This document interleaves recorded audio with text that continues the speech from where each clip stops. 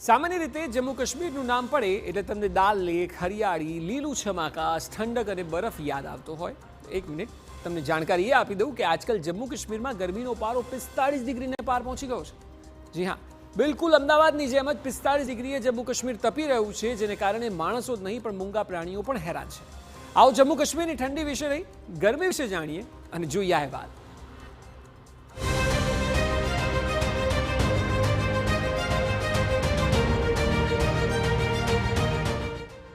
जम्मू कश्मीर तापमान 45 डिग्री ने पार. पूरे देश के साथ जम्मू कश्मीर में लगातार भीषण गर्मी पड़ रही है. इस समय तापमान 46 डिग्री को भी पार कर चुका है.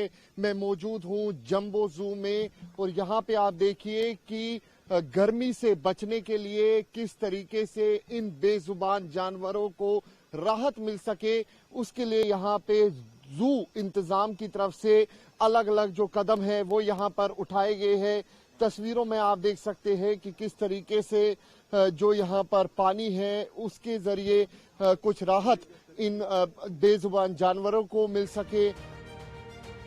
જી હા, જમ્મુ કાશ્મીરમાં ગરમીનો કહેર યથાવત છે.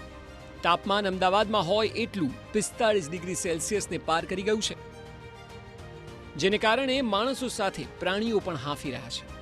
જમ્મુના જંબુ ઝૂમાં મૂંગા પ્રાણીઓને રાહત આપવા ઝૂ પ્રશાસને ખાસ વ્યવસ્થા કરી છે. પ્રાણીઓ પર નિયમિત પાણીનો છંટકાવ થઈ રહ્યો છે અને નાના તળાવો બનાવવામાં આવ્યા છે, જેથી તેઓ પોતાને ઠંડા રાખી શકે. ખાસ કરીને 2 રીંછ, બોલું અને ઢોલું માટે સાવરની વ્યવસ્થા કરવામાં આવી છે.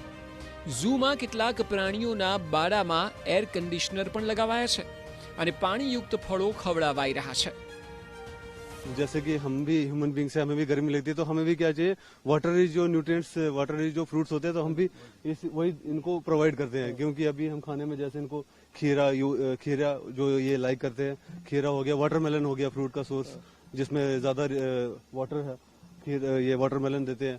और भी फ्रूट्स में हम वाटरमेलन, मेनली जो वाटरमेलन नहीं दे रहे हैं, और खीरा और सब्जी वेजिटेबल देते हैं. इसमें जैसे कड़म हो गया और ये और भी वेजिटेबल्स आते हैं, तो वो हम इनको देते हैं टाइम टू टाइम.